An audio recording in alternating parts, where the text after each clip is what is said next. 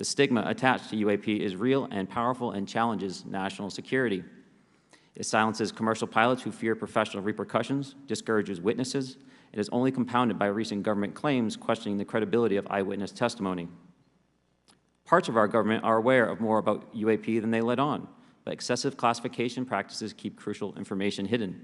Since 2021, all UAP videos are classified as secret or above. This level of secrecy not only impedes our understanding, but fuels speculation and mistrust. In 2014, I was an F-18 Foxtrot pilot in the Navy Fighter Attack Squadron 11, the Red Rippers, and I was stationed at NAS Oceana in Virginia Beach. After upgrades were made to our jet's radar systems, we began detecting unknown objects operating in our airspace. At first, we assumed they were radar errors, but soon we began to correlate the radar tracks with multiple onboard sensors, including infrared systems, eventually through visual ID. During a training mission in Warning Area Whiskey 72, 10 miles off the coast of Virginia Beach, two F-18 Super Hornets were split by a UAP. The object, described as a dark gray or a black cube inside of a clear sphere, came within 50 feet of the lead aircraft and was estimated to be 5 to 15 feet in diameter. The mission commander terminated the flight immediately and returned to base. Our squadron submitted a safety report, but there was no official acknowledgement of the incident and no further mechanism to report the sightings. Soon, these encounters became so frequent that aircrew would discuss the risk of UAP as part of their regular pre-flight briefs. Recognizing the need for action and answers, I founded Americans for Safe Aerospace. The organization has since become a haven for UAP witnesses who were previously unspoken due to the absence of a safe intake process. More than 30 witnesses have come forward, and almost 5,000 Americans have joined us in the fight for transparency at safeaerospace.org. The majority of witnesses are commercial pilots at major airlines. Often, they are veterans with decades of flying experience. Pilots are reporting UAP at altitudes that appear above them at 40,000 feet, potentially in low Earth orbit or in the gray zone below the Kármán line, making inexplainable maneuvers like right-hand turns and retrograde orbits or J-hooks. Sometimes these reports are reoccurring, with numerous recent sightings north of Hawaii and in the North Atlantic. Other veterans are also coming forward to us regarding UAP encounters in our airspace and oceans.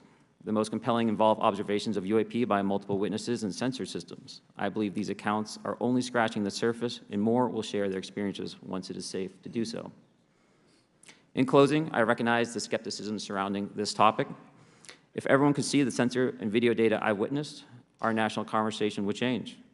I urge us to put aside stigma and address the security and safety issue this topic represents. If UAP are foreign drones, it is an urgent national security problem. If it is something else, it is an issue for science. In either case, unidentified objects are concerned for flight safety. The American people deserve to know what is happening in our skies. It is long overdue. Thank you. Mr. Grusch. Mr. Chairman, ranking members and congressmen, thank you. I'm happy to be here. This is an important issue, and I'm grateful for your time. My name is David Charles Grusch. I was an intelligence officer for 14 years, both in the U.S. Air Force, both active duty Air National Guard and Reserve, at the rank of major, and most recently from 2021 to 2023, at the National Geospatial Intelligence Agency, NGA, at the GS-15 civilian level, which is the military equivalent of a full bird colonel. I was my agency's co-lead in unidentified anomalous phenomena and transmedium object analysis, as well as reporting to the UAP task force, UAPTF, and eventually, once it was established, the All-Domain Anomaly Resolution Office, AARO. I became a whistleblower through a PPD-19 urgent concern filing in May 2022 with the Intelligence Community Inspector General. Following concerning reports from multiple esteemed and credentialed current and former military and intelligence community individuals that the U.S. government is operating with secrecy above congressional oversight with regards to UAPs. My testimony is based on information I've been given by individuals with a long-standing track record of legitimacy and service to this country, many of whom also have shared compelling evidence in the form of photography, official documentation, and classified oral testimony to myself and my various colleagues. I have taken every step I can to corroborate this evidence over a period of 4 years while I was with the UAP task force and do my due diligence on the individual sharing it. This is because of these steps, I believe strongly in the importance of bringing this information before you. I am driven by a commitment of both to truth and transparency, rooted in our inherent duty to uphold the United States Constitution and protect the American people. I'm asking Congress to hold our government to this standard and thoroughly investigate these claims. But as I stand here under oath now, I am speaking to the facts as I've been told them.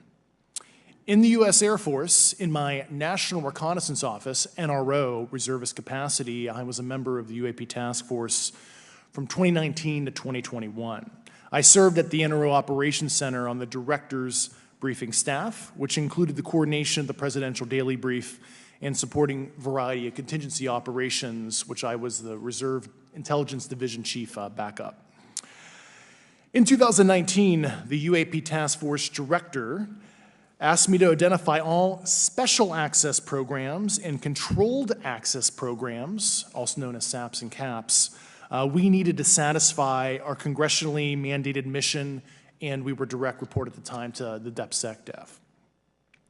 At the time, due to my extensive executive level intelligence support duties, I was cleared to literally all relevant compartments and in a position of extreme trust, both in my military and civilian capacities. I was informed in the course of my official duties of a multi-decade UAP crash retrieval and reverse engineering program, to which I was denied access to those additional read-ons when I requested it. I made the decision, based on the data I collected, to report this information to my superiors and multiple inspectors general, and in effect becoming a whistleblower. As you know, I've suffered retaliation for my decision, but I am hopeful that my actions will ultimately lead to a positive outcome of increased transparency. Thank you, and I'm happy to answer your questions. Thank you. Commander Fravor. Thank you. Thank you, Mr. Chairman, Congressmen, Congresswomen. I want to first thank you for the invitation to speak to the committee on the UAP topic that has been in the news for the past 6 years and seems to be continuing to gain momentum. As you know, my name is David Fravor. I'm a retired commander in the United States Navy. In 2004, I was a commanding officer of Strike Fighter Squadron 41, the world-famous Black Aces. We were attached to Carrier Wing 11, stationed on board the USS Nimitz, and had begun a 2-month workup cycle off the coast of California. On this day, we were scheduled for a 2v2 air-to-air training with the USS Princeton as our control. When we launched off Nimitz, my wingman was joining up. We were told that the training was going to be suspended and we were going to proceed with real-world tasking. As we proceeded to the west, the air controller was counting down the range to an object that we were going to, and we were unaware of what we were going to see when we arrived. The controller had told us that these objects had been observed for over 2 weeks, coming down from over 80,000 feet, rapidly descending to 20,000 feet, hanging out for hours, and then going straight back up. For those who don't realize, above 80,000 feet is space. We arrived at the location at approximately 20,000 feet, and the controller called merge plot, which means that our radar blip was now in the same resolution cell as the contact. As we looked around, we noticed that we saw some whitewater off our right side. It's important to note that the weather on this day was as close to perfect as you could ask for off the coast of San Diego. Clear skies, light winds, calm seas, no whitecaps from waves.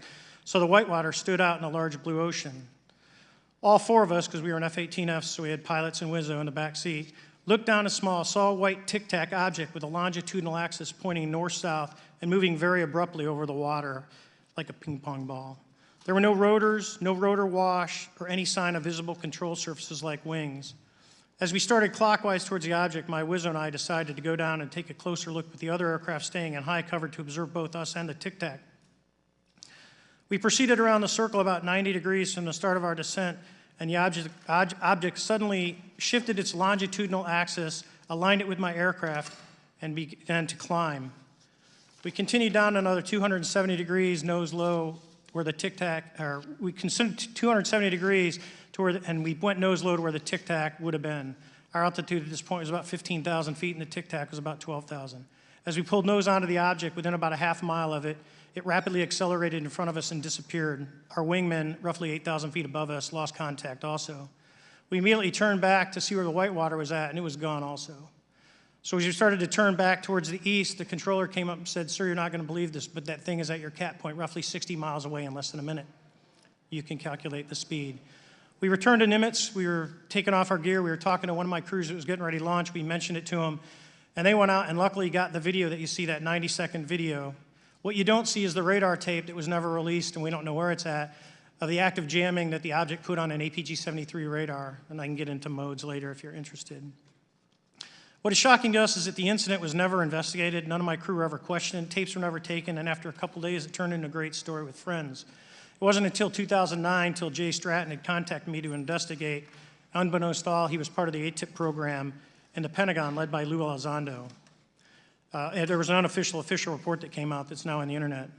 Years later, I was contacted by the other pilot, Alex Dietrich, and asked if I'd been contacted, and I said no, but I'm willing to talk. I was contacted by Mr. Elizondo, and we talked for a short period of time, and he said we'd be in contact. A few weeks after that, I was made aware that Lou had left the Pentagon in protest and joined forces with Tom DeLonge, Chris Mellon, Steve Justice, and others to form Two Stars Academy, an organization that pressed the issue with leading industry experts and U.S. government officials. They worked with Leslie Kean, who is present today, Ralph Blumenthal, and Helene Cooper to publish the articles in the New York Times 2017 New York Times, and it removed the stigma on the topic of UFOs, which is why we're here today. Those articles open the door for the government and public that cannot be closed. It has led to an interest from our elected officials who are not focused on little green men, but figuring out where these craft are, where they're from, the technology they possess, how do they operate. It also led to the Whistleblower Protection Act and the NDAA. There are multiple witnesses coming forward to say that have firsthand knowledge, and Mr. Grusch just covered that. What concerns me is that there's no oversight from our elected officials on anything associated with our government processing or working on craft. Believe not from this world. This issue is not a full public disclosure that could undermine national security, but it is about ensuring that our system of checks and balances works across all work done in the government using taxpayer funds. Relative to government programs, even unacknowledged WAVE programs have some level of oversight by the appropriate committee members in the House and Senate, and this work that is said to be occurring from whistleblower testimonies should not be exempt. In closing, I would like to say that the Tic Tac object we engaged in 2004 was far superior to anything that we had on time, have today, or are looking to develop in the next 10 years. If we in fact have programs that possess this technology, it needs to have oversight from those people that the citizens of this great country elected in office to represent what is best for the United States and best for the citizens. I thank you for your time. Thank you very much. Thank you very much. I know it's very difficult for all of you, all you've done in the past to try to illuminate this issue. Call on myself first for some questions. I'm going to start with Mr. Graves. Are pilots that you interact with as part of your organization, do you feel adequately trained and briefed on how to handle encounters with UAPs? No. Right now, military witnesses to UAP have limited options for reporting UAP, but more concerning is that commercial aviation sector has not adapted to the lessons that the military has implemented. The military and Department of Defense has stated that UAP represent a critical aviation safety risk. We have not seen that same language being used in the commercial markets. They are not acknowledging this risk. Okay. What steps do you think you have to be taken to improve a pilot's UAP reporting, be it military or commercial? Right now, we need a system where pilots can report without fear of losing their jobs. There is a fear that the stigma associated with this topic is going to lead to professional repercussions, either through management or perhaps through their yearly physical check. So having a secure system, reducing the stigma, and making this information available through the public is going to reduce the concerns that aircrew have. Could you just give me a little idea of the degree to which reports in the past are not made public right now? Well, I don't think there has been a proper reporting system to gather those reports and thus not report them. So to answer your question, I think there is a dearth of data due to the fact that the reporting has been limited up to this time. Could you tell me why you believe it's, kind of to play the devil's advocate, a reason why some of this stuff should not be available to the public? There's certainly some national security concerns when we use our advanced sensors in our tactical jets to be able to identify these objects. However, there's no reason that the objects themselves would be classified. I would be curious to see how the security classification guideline actually spells out the different nuances of how this topic is classified from from the perspective of UAP, not national security. I'll give you a follow-up on that. Assuming that there are reasons why not all this should be made public, this has been around for a long period of time. Can any of the three of you think of any reason why anything related to UAPs, say 15 years and back, should not be immediately made public? I think one of it is acknowledging a vulnerability, both from a collection and I'll just say a countermeasure perspective. So it's We'll go say that we haven't cracked for many years. Yeah. Even say 20 years back. Is there any reason why, when you go back that far, things shouldn't be made public? Unless it shows a specific national security vulnerability as it relates to a weakness in a particular defense system. Okay, Mr. Fravor, the TikTok incident that you were engaged occurred in 2004. What kind of reporting took place after that incident? None. We had a standard debrief where the backseaters went down to our carrier intel center and briefed what had happened, and that was it. No one else talked to us, and I was in the top 20 in the battle group. No one came.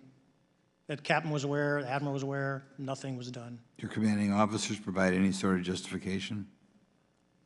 No, because I was the commanding officer of the squadron, so no.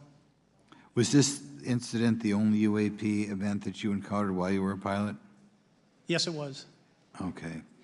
This is for any one of you. Based off of each of your experiences and observations, do you believe UAPs pose a potential threat to our national security? Yes, and here's why. The technology that we faced was far superior than anything that we had, and you could put that anywhere. If you had one, you captured one, you reverse engineered it, you got it to work, you're talking something that can go into space, go someplace, drop down in a matter of seconds, do whatever it wants, and leave, and there's nothing we can do about it. Nothing. Okay. You two? Well, I would also like to add, from a commercial aviation and military aviation perspective, we deal with uncertainty in our operating space as a matter of our professional actions. Identifying friend from foe is very important to us. And so when we have unidentified targets and we continue to ignore those due to a stigma or a fear of what it could be, that's an opening that our adversaries can take advantage of. What steps should be taken to better understand and respond to UAP encounters in the interest of national security? There needs to be a location where this information is centralized for processing, and there needs to be a two-way communication loop so the operators on the front end have a feedback and can get best practices on how to process information, what to do, and to ensure that their reporting is being listened to. Right now, there is not a lot of back and forth. Mr. Grusch, in your complaint to the Intelligence Community Inspector General, you claim that you believe information is being hidden. What kind of information do you think was hidden, and do you think it should remain hidden? Yes, I can speak to that very briefly in an unclassified manner. As you know, the preponderance of my complaint was classified to the intelligence communities. Both material acquisition and exploitation activity, also baselining the UAPs but not sharing it with intelligence professionals that are actually doing step briefs to pilots, that kind of information. Yeah. Okay. Thank you very much. Now we'll go to Mr. Garcia. Thank you. Again, thank you all for your service and for testifying today. Want to just talk about UAPs as it relates to what we're seeing in the pilots' interaction with UAPs. Particularly, Mr. Graves, one of the, I think, concerns that from members of this committee is this idea that pilots, there's no system to actually report UAPs and the stigma around pilots. And so could you just briefly, you mentioned that you're working with 30 pilots right now that have had encounters with UAPs, but you've also, I believe, discussed and know of many more pilots. This is just those that you're currently working with. Is that correct? Can you expand on that? Certainly. I'll break that down in two ways. First, when we were first experiencing these objects off the eastern seaboard in the 2014 to 2015 time period, anyone that had upgraded their radar systems were seeing these objects. So there was a large number of my colleagues that were detecting these objects off the eastern seaboard. They were further correlating that information with their other onboard sensors, and many of them also had their own eye sightings as well of these objects. Now, that was our personal firsthand experience at the time. Since then, as I've engaged this topic, others have reached out to me to share their experiences, both on the military side as well as the commercial aviation side.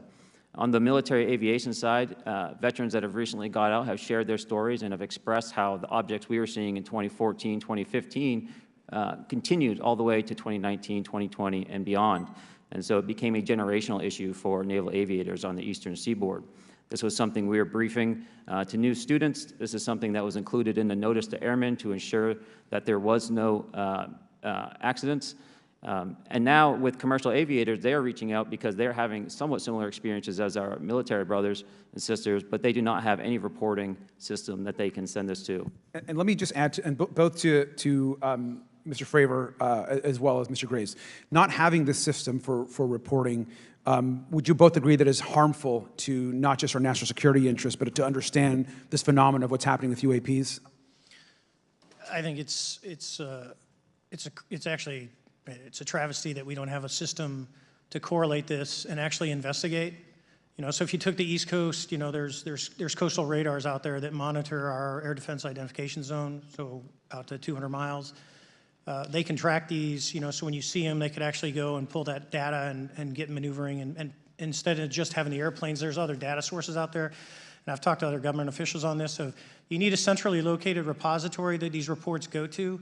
So if you just stuck it in DOD, you wouldn't get anything out of the Intelligence Committee because they have a tendency to not to talk. But if you had a central location where these reports would come in, not just military, but also commercial aviation, because there's a lot of that going on, especially if you talk to anyone that flies from here to Hawaii, over the Pacific, they see odd lights. So I think you need to develop something that allows you a central point to collect the data in order to investigate. Mr. Graves? I would concur with everything Mr. Fravor said. I'll continue to say that the commercial pilots that have reached out to me through Americans for Safe Aerospace are doing so because they don't feel there's another way for them to report this safety issue. And I think one of the clear outcomes of this hearing already is that there has to be a safe and transparent reporting process for pilots, both on the commercial side and the military side, to be able to report UAPs in a way that's also transparent, but also understands the scope of our national security interests and what may be classified or not. But I think there has to be some sort of system, and so that's something that I hope can be an outcome that this committee can work on. Is there anything else for the two of you briefly beyond this reporting system that you think that we can do as a government to encourage and facilitate more civilian reporting? I think we're doing it right now.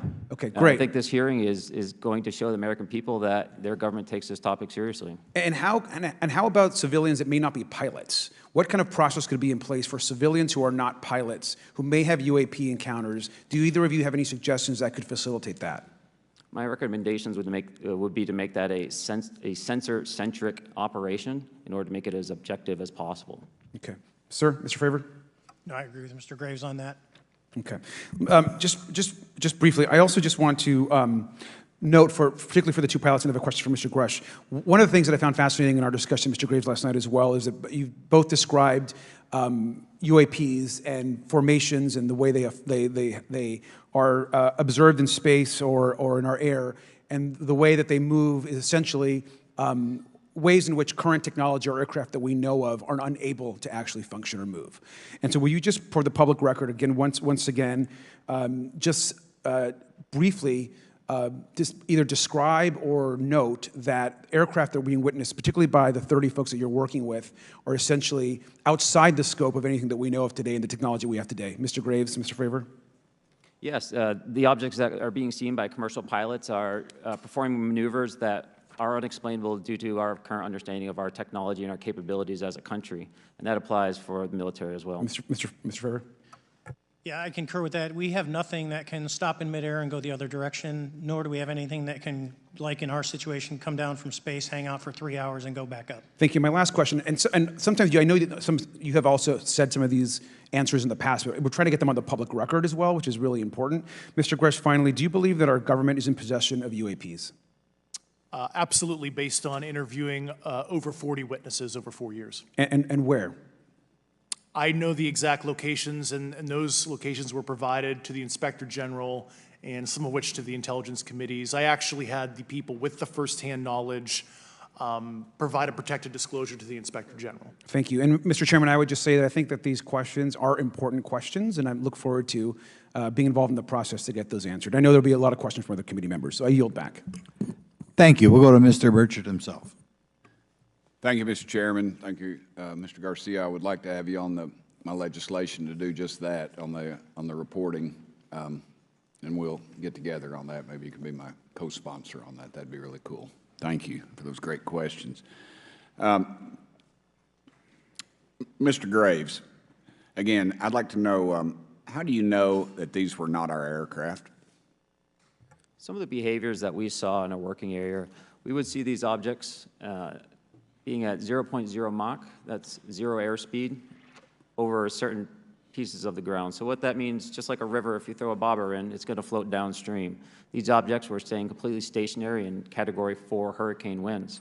These same objects would then accelerate to supersonic speeds, 1.1, 1.2 Mach, and they would do so in very erratic and quick behaviors that I don't have an explanation for. Okay. Have you spoken to commercial and military pilots that have seen these off of our East Coast? I have. Okay. Mr. Fravor, I noticed that in the Tic Tac video, it's Tic Tac like the candy, not TikTok like the Chinese Communist app. That's correct. Yes, sir. I just want to make that, because my daughter corrected me on that and called me a boomer and said, "Hey, boomer," and I said, "No, baby, it's Tic Tac like the candy. You're going to have to just look it up." And but now I would also like to say today is a day of many firsts. It's a miracle that we're having this meeting, and it's also a miracle that my wife has put up with me for 9 years today. Today is my anniversary, so I want to tell my wife happy anniversary and that I love her very much. As she likes to say, this 9 years have been the best 2 years of her life. So, thank you. Mr. Fravor, what astonished you the most about the flight capabilities of these Tic Tac, very briefly? The performance, absolute performance. It was. And you're not aware of any other objects that anybody in the world has, in this world, that has those capabilities? No, I think it's far beyond actually our material science that we currently possess. Are you aware of any other reconnaissance platforms that have tracked or recorded the Tic Tac's maneuvers, maybe the NORAD system or any of the others? I am not. Okay. Mr. Grusch, thank you for being here, brother. Thank you all very much. Have you faced any retaliation or reprisals for any of your testimony or anything on these lines? Yeah, I have to be careful what I say in detail because there is an open whistleblower reprisal investigation on my behalf, and I don't want to compromise that investigation by providing anything that may help provide somebody information. But it was very brutal and very unfortunate, some of the tactics they used to hurt me both professionally and personally, to be quite frank. Yeah. It's very unfortunate. As they say, when you're over the target, that's when they do the most firing at you. Do you have any personal knowledge of people who have been harmed or injured in efforts to cover up or conceal these extraterrestrial technology? Yes. Personally. Have anyone been murdered that you would that you know of or have heard of, I guess? I have to be careful asking that question. I directed people with that knowledge to the appropriate authorities. Maybe in a, if we could get in a confidential area, SCIF, we could talk about that. But unfortunately, we were denied access to the SCIF, and that's very unfortunate in this scenario. Mr. Fravor, do you believe that you witnessed an additional object under the water in relation to your encounter? I will say we did not see an object. There was something there to cause the whitewater, and when we turned around, it was gone. So there was something there that obviously moved. Okay, it was not the same object though that you were looking at, correct? No, we actually joked that the Tic Tac was communicating with something when we came back, and because the whitewater disappeared. We were in another instance. We're told about the capabilities of a jamming during viewing of when there were some people chasing some of these objects. Did you experience any of that jamming or interrupting your radar or weapons system? My crew that launched after we landed experienced significant jamming to the APG-73 radar, which was what we had on board, which is a mechanically scanned, very high-end system prior to the APG-79. And yes, it did pretty much everything you could do, range, velocity, aspect, and then it spit the lock, and the targeting pod is passive. That's what we were able to get the video on. I'm about to run out of time, but are you aware of any of our enemies that have that capability? No. Okay. I would also like to note for the record that, like George Knapp, breaking Area 51. He's the reason I knew about that, and the reason I know about the Tic Tacs is Leslie Keene from New York Times article, and I would encourage everybody to read that. Thank you, Mr. Chairman. I yield back to you for no time. Very good. Mr. Raskin? Thank you, Mr. Chairman. Mr. Graves, you reported UAP encounters during training flights, I think, and have since come forward to warn the Pentagon that these encounters may be putting pilots at risk. My first question is, you've identified these as taking place on the East Coast. Is it just on the East Coast where these encounters have been reported? No. Since the events initially occurred, I've learned that the objects have been detected essentially where all operations, Navy operations, are being conducted across the world. And that's from the Ultimate Anomaly Resolutions Office reporting. All right, can you describe your experience after you decided to come forward and go public with your experience? Certainly. Like many others, in 2017, I saw the New York Times article come out as well. And for me, it was special because I recognized the voices on the video. I recognized the video itself. I had seen it when it was taken. I'd seen it when it was debriefed. And so that was kind of shook me because I realized that this problem was still ongoing. And so I reached out to colleagues back on the East Coast and realized that this was still a safety risk that they were dealing with, that they had essentially hit a wall with how they could move forward on this conversation. It was at that point when I decided to try to move the conversation forward myself. Are there common characteristics to the UAPs that have been cited by different pilots, and can you describe what the convergence of descriptions is? Certainly. We were primarily seeing dark gray or black cubes inside of a clear sphere. I'm sorry, dark gray or black cubes? Yes, inside of a clear sphere, where the apex or tips of the cube were touching the inside of that sphere. And that was primarily what was being reported when we were able to gain a visual tally of these objects. And that occurred over almost 8 years. And as far as I know, it's still occurring. So I take it that you're arguing what we need is real transparency in a reporting system so we can get some clarity on what's going on out there, because there are many pilots in your situation, but we should have a way of developing a systematic inventory of all of such encounters. Is that right? Yes, and I think we need both transparency and the reporting. We have the reporting, but we need to make sure that information can be promulgated to commercial aviation as well as the rest of the populace. Mr. Grusch, what about you? What was your experience after you came forward? Well, it's only been about 2 months or so, so I guess my experience has been overwhelming support from former colleagues of mine that have privately messaged me, and I do appreciate that. But I do have knowledge of active planned reprisal activity against myself and other colleagues, and it's very, very upsetting to me. Coming from where? Certain senior leadership at previous agencies I was associated with. And that's all I'll say publicly, but I can provide more details in a closed environment. Okay. Well, I hope you understand that there would be bipartisan rejection of any attempt to vilify, demonize, or engage in other reprisals against our witnesses and people who are telling the truth from their perspective. Yeah, there were certain colleagues of mine that were brutally administratively attacked, and it actually makes me very upset as a leader to see that happen to other coworkers and actually superiors of mine over the last 3 years. How do you account for that response? That seems like a bizarre response.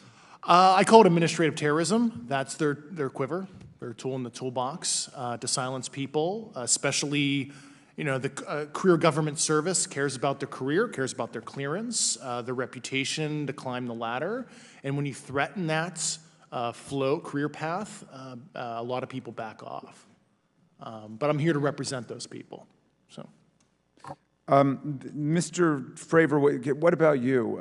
What has your experience been since you've come forward with your perspective on this? Actually, I've been treated very well.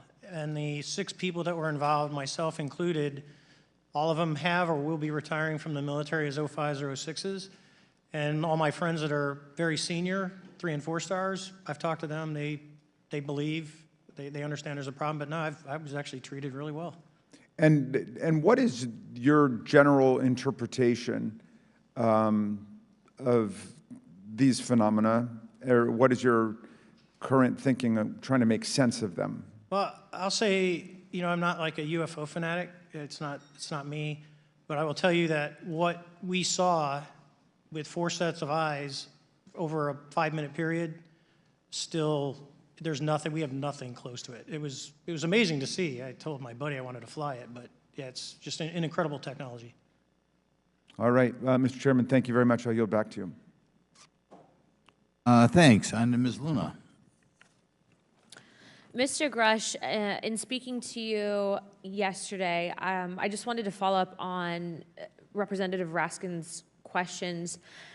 In the last couple of years, have you had incidences that have caused you to be in fear for your life for addressing these issues?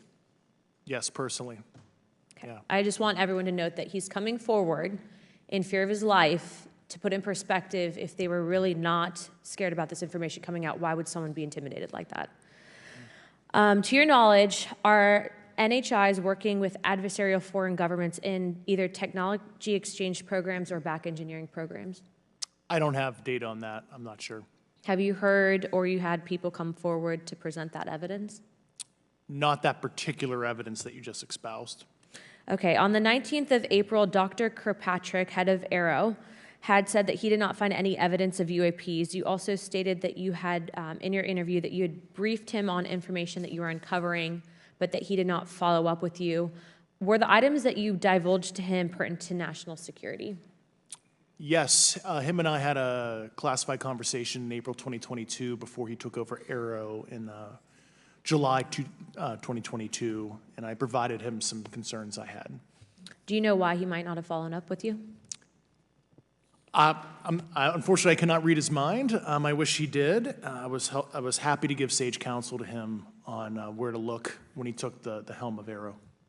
Okay, and then my last question for you before I move to Mr. Graves is you received prior approval from the Defense Department to speak on certain issues, correct?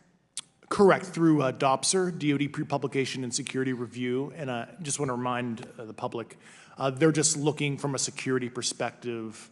These are my own personal views and opinions, not the department's. Okay, I'm asking that though mainly because I think that there are many people that would like to discredit you. So it does bring a certain amount of credibility to your testimony. I'm required by law to do that as a former intelligence officer, or I go to jail for revealing classified information. Yeah, we don't want you to go to jail. My next question would actually be for Mr. Graves. Can you please explain to me in detail the event that occurred at Vandenberg Air Force Base? Certainly. In the 2003 timeframe, a large group of Boeing contractors were operating near one of the launch facilities at Vandenberg Air Force Base when they observed a very large 100-yard sided red square approach the base from the ocean and hover at low altitude over one of the launch facilities. This object remained for about 45 seconds or so before darting off over the mountains. There was a similar event within 24 hours later in the evening. This was a morning event, I believe 8:45 in the morning. Later in the evening, post-sunset, there were reports of other sightings on base, including some aggressive behaviors. These objects were approaching some of the security guards at rapid speeds before darting off. And this is information that was received through one of the witnesses that have approached me at Americans for Safe Aerospace. Was this documented in any official form, whether it was a police blotter? Yes, they had official documentation and records from the event that the witness held over the years. And I'm not going to ask you to do it right now for time reasons, but you'd be able to sketch what was witnessed, correct? And have you seen that before on any other equipment and or during your flight time? I have not seen what they've described. This object was estimated to be almost the size of a football field, and I have not seen anything personally that large. Okay, and then another question on follow-up referencing the gimbal video Go Fast incident. Can you just clarify, because to our understanding, the footage was actually cut off at a certain point, but what happens at the end of that video, just for those Americans specifically there that are wanting to know about the rest of that footage? Certainly. There was some uncertainty or instability with the object. It seemed to rock a bit, and that's the last last I had seen of the video. Much of the data that I would recommend be analyzed would consist of radar data that would provide precise kinematics on the object, as well as the fleet of objects that were operating nearby. Okay, and follow-up, in regards to the reporting procedures that Mr. Garcia had addressed on, as well as Representative Burchett, with the FAA, to your understanding, pilots that are seeing this, commercial airline pilots, are they receiving cease and desist letters from corporations for coming forward with information in regards to safety for potential airline passengers? I have been made privy to conversations with commercial aviators who have received cease and desist orders. So the American public should know that corporations are putting their own reputations on the not the line, but ahead of the safety of the American people. And I think, would you agree with that statement? It appears so. Okay. And I guess this would be my last, I'm out of time. I yield. I'll be back. Good. Mr. Moskowitz. Thank you, Mr. Chairman. Gentlemen, let's talk about the laws of physics for a second. Mr. Graves and Commander Fravor, I heard you talk about speed. When those objects broke the sound barrier, did they make a sonic boom? I was in a jet. You can't hear anything. It's kind of loud in there. Yeah, you're not able to actually personally tell within the vehicle. I will say the objects that we were seeing, they were spherical, and they were observed up to Mach 2, which is a very non-aerodynamic shape. What about G-forces? Let's talk about G-forces of those vehicles. Could a human survive those G-forces with known technology today? No. No, not for the acceleration rates that we observed. Okay. What about what they look like? How close did you get? Did you see a seam or a rivet or a section? And what I mean is, obviously, the jets you're flying have all those things. Did these objects have those? Do you want to go, Ryan? I didn't have the detail to be able to tell that. So we got within a half mile of Tic Tac, which people say that's pretty far, but in airplanes, that's actually relatively close. No, it was perfectly white, smooth, no windows, although when we did take the original FLIR video that is out there, when you put it on a big screen, it actually had two little objects that came out of the bottom of it. But other than that, no windows, no seams, no nothing. Mr. Grusch, as a result of your previous government work, have you met with people with direct knowledge or have direct knowledge yourself of non-human origin craft? Yes, I personally interviewed those individuals. Mr. Grusch, as a result of your previous government work, have you met with people with direct knowledge or have direct knowledge yourself about ATs, advanced technologies that the U.S. government has? Based on conventional advanced tech, I was briefed to the preponderance of the Defense Department's both space and aerospace compartmented programs, yeah. Do you have knowledge or do you have reason to believe that there are programs in the advanced tech space that are unsanctioned? Yes, I do. Okay. Yeah. And when you say that they're above congressional oversight, what do you mean? Complicated question. So there's, some, I would call it abuse here. So congressional oversight of conventional special access programs, so I'll use Title 10, so DOD as an example, right? So 10 U.S. Code Section 119 discusses congressional oversight of SAPs, discusses the DepSecDef's ability to waive congressional reporting. However, the Gang of Eight is at least supposed to be notified if a waived or waive bigoted unacknowledged SAP is created, and that's public law. Well, so that how does, I don't want to cut you off, but Yeah. how does a program like that get funded? I will give you generalities. I can get very specific in a closed session, but misappropriation of funds and Does that mean self-fund. that there is money in the budget that is said to go to a program, but it doesn't, and it goes to something else? Yes, I have specific knowledge of that. Yep. Do you think U.S. corporations are overcharging for certain tech they're selling to the U.S. government, and that additional money is going to programs? Correct, through something called IRAD. Okay. Satellite imagery. Let's talk about satellite imagery. We have satellites all over the place, some that we're aware of and many that we're not aware of, right? We're taking pictures of everything at every point and second. Mr. Grusch, are you aware, do you have direct knowledge, or have you talked to people with direct knowledge that there are satellite imagery of these events? That was one of my primary tasks at NGA, since we process, exploit, and disseminate that kind of information. I've seen multiple cases, some of which, to my understanding, and of course I left NGA in April, so that's my information cutoff date. But I personally reviewed both what we call overhead collection and from other strategic and tactical platforms, that were, I could not even explain prosaically. And I have a degree in physics, by the way, as well. And I am aware that you guys have not seen these reports, unfortunately. And I don't know why. Do you have direct knowledge, or you had spoken to people with direct knowledge that this imagery applies to crash sites, crash imagery? I can't discuss that in an open session. Okay. Do you have any information that the U.S. government is involved in a disinformation campaign to deny the existence of certain UAPs? I can't go beyond what I've already stated publicly in my News Nation interview because it touches other sensitivities. Okay. I'll yield the balance of my time back. Thank you, Mr. Chairman.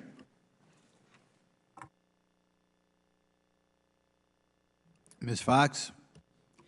Thank you, Mr. Chairman, and I thank our witnesses for being here today. Mr. Grusch, in your sworn testimony, you state that the United States government has retrieved supposedly extraterrestrial spacecraft and other UAP-related artifacts. You go so far as to state that the U.S. is in possession of, quote, non-human spacecraft, end quote, and that some of these artifacts have circulated with defense contractors. Several other former military and intelligence officials have come forward with similar allegations, albeit in non-public settings.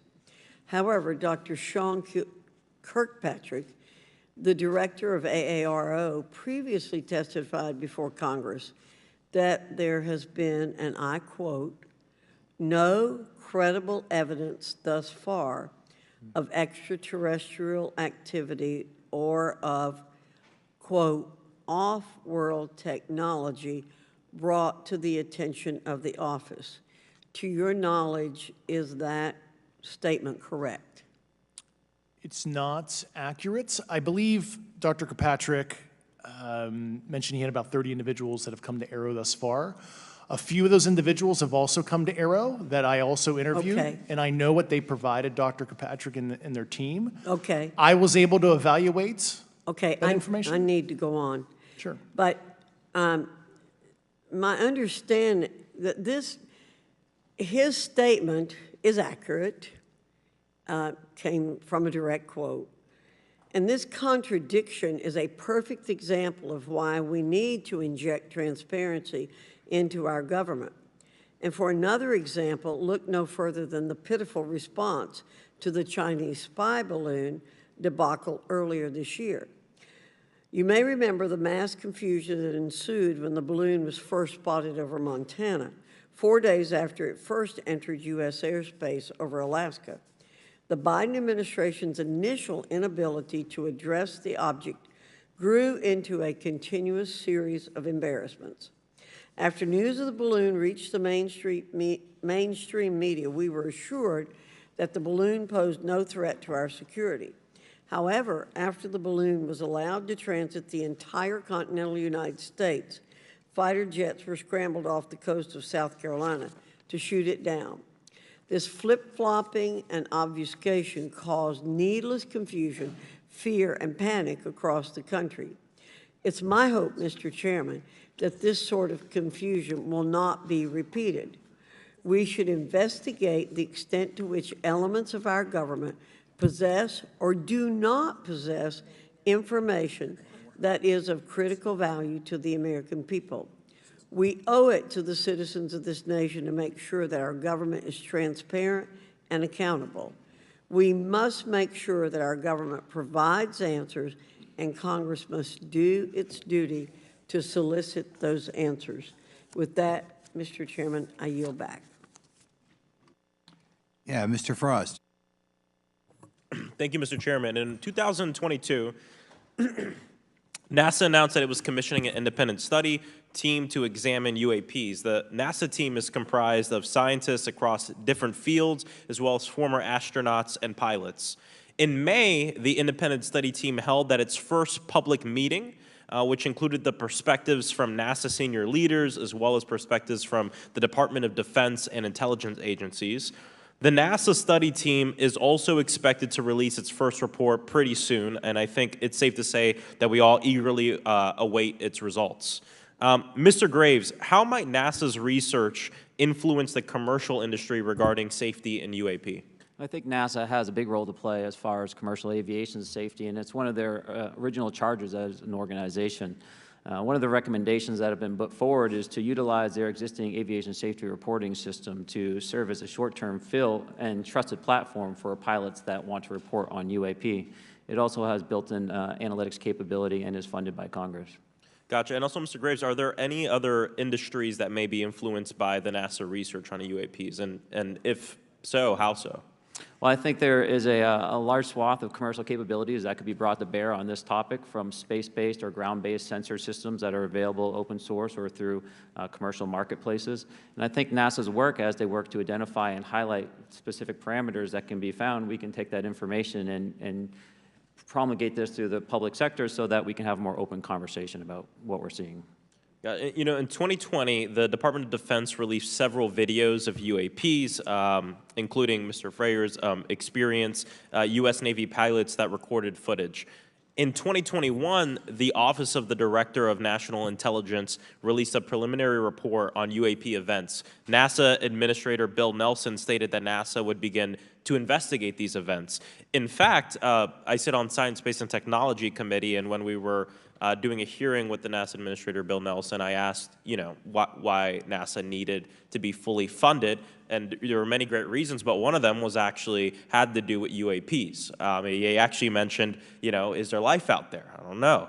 And so either way, these actions ultimately led NASA to assemble the independent study team that I mentioned earlier. Also in 2021, Harvard University stood up the Galileo project to research and examine the origins of UAP. So it seems like both, you know, from NASA and in the higher education community, because of the work that y'all have done and people standing up, you know, I think we're seeing some of that stigma slowly going away. Mr. Fravor, do you believe that military pilots feeling empowered to share their UAP experiences has directly impacted the scientific community's research goals on this topic? I would say yes. I would say that, you know, starting in 2017, when it actually came out, it took that stigma away. I mean, I've talked to multiple senators who said prior to that, if you'd have mentioned UAP, you'd have been laughed off the hill. And now we're sitting here today for a public testimony on what's actually going on. You know, I'm hoping that this curve will be more of an exponential and we'll get more and more transparent to the level that we can. Yeah, I mean, it's important. I couldn't imagine, you know, I'm not a pilot, but I used to fly gliders in Civil Air Patrol. Huh? Yeah, Pilot? I mean, you know. And so either way, I mean, I couldn't imagine, you know, being in the glider and seeing something and then not feeling like I had the agency to talk about it. Mr. Graves, can you discuss the importance of seeking scientists to sit on your advisory board? Absolutely. I think ultimately this is going to be a scientific problem. And not only that, it's also an engineering problem. I've been working with the American Institute of Aeronautics and Astronautics to help them stand up a UAP integration committee to help integrate their engineering prowess into this problem. And so, yes, very much, I think this is an engineering and scientific problem as much as a national security problem. And how might Congress help to facilitate partnerships between the scientific community and the UAP focus groups within government? Well, I think one of the things they can do is to have these types of hearings to communicate to the public that this is a topic of interest. I think that there is a pseudo-market, if you will, of interested capabilities and talent that want to approach this topic, and we're seeing that start to grow now. So I think continued conversation, reduction of stigma is going to allow that to flourish and allow answers to help generate themselves. 100%. Well, thank you all for being here, and thank you for your work. I think it's important that we keep our top scientific minds focused on this issue and look for ways to increase collaboration. Thank you so much. I yield back. Mr. Comer. Thank you, Mr. Chairman. Let me say I want to thank you for having this hearing, and I want to thank Mr. Burchett and Ms. Luna for leading this hearing. And with that, I yield my 5 minutes to Mr. Burchett. Thank you, Mr. Chairman. I'm going to direct this, I believe, to Mr. Grusch, but if any of you all feel like you need to jump in, just jump right in. We're good. Has the U.S. government become aware of actual evidence of extraterrestrial, otherwise unexplained forms of intelligence? And if so, when do you think this first occurred? I like to use the term non-human. I don't like to denote origin. Keeps the aperture open, both scientifically. Certainly, like I've discussed publicly previously, 1930s. Okay. Can you give me the names and titles of the people with direct firsthand knowledge and access to some of this crash retrieval, some of these crash retrieval programs, and maybe which facilities, military bases that the recovered material would be in? And I know a lot of Congress have talked about we're going to go to Area 51, and and there's nothing there anymore anyway. It's just and we move like a glacier. And as soon as we announce it, I'm sure the moving vans would pull up. But please. I can't discuss that publicly, but I did provide that information both to the Intel committees and the Inspector General. And we could get that in the SCIF if we were allowed to get in a SCIF with you. Would that be probably what you would think? Sure, if you had the appropriate accesses, yeah. What special access programs cover this information, and how is it possible that they have evaded oversight for so long? I do know the names. Once again, I can't discuss that publicly and how they've evaded oversight. In a closed setting, I can tell you the specific tradecraft used. All right. When do you think those programs began, and who authorized them? I do know a lot of that information, but that's something I can't discuss publicly because of sensitivities. All right. If any of y'all want to jump in on any of this, you're more than welcome to. What level of security clearance is required to fully access these programs? Well, anybody who has... and I say that because myself, Representative Gates and Representative Luna were basically turned away at one point at Eglin. So please go right ahead. Certainly difference between member access and, say, somebody like me, but anybody who has a TSSCI clearance and meets the eligibility criteria, the access adjudicative authority should be able to grant you access. Mr. Burchett, if you'll yield, so just to put a fine point on that, there's nothing that you're aware of that's above special access program classification. It's a misnomer that there's anything actually above top secret. Executive Order 13526 delineates the classification levels. Right, but I draw a point on that because we can have access to those programs, and so the notion that we're not being given that access sort of defies our typical muscle memory here in Congress. Thank you, Mr. Burchett. I'll yield back to you. Thank you, Mr. Gates. Along those lines, Title 10, you may not know this or not, but Title 10 and Title 50 authorization, they seem to say they're inefficient. So who gets to decide this, in your opinion, in the past? It's a group of career senior executive officials. Okay, are they government officials? Both in and out. Do what? Both in and out of government, and that's about as far as I can go there. Yeah. All right, well, that leads to my next question. Which private corporations are directly involved in this program? How much taxpayer money has been invested in these programs, to your knowledge? I mean, we know we audit the Pentagon every year, and I've been here 5 years, and they failed the dadgum thing every year. They lose over $1 billion a year, we think, and I was told the Department of Defense maybe 60% of their assets are unaccounted for, whatever the heck that means. In the public sector, you go to jail for that kind of crap. So tell me. Yeah, I know when I'm a dollar off of my DTS travel voucher, I get hammered, but it seems like it doesn't work the other way. If you sell over if you sell over $600 worth of stuff on eBay now, you get a call from the IRS. So please, what corporations? Yeah, I don't know the specific metrics towards the end of your question. The specific corporations I did provide to the committees in specific divisions, and I spent 11 and a half hours with both Intel committees. So. Okay, has there been an active U.S. government disinformation campaign to deny the existence of unidentified aerial phenomena, and if so, why? I can't go beyond what I've already espoused publicly about that.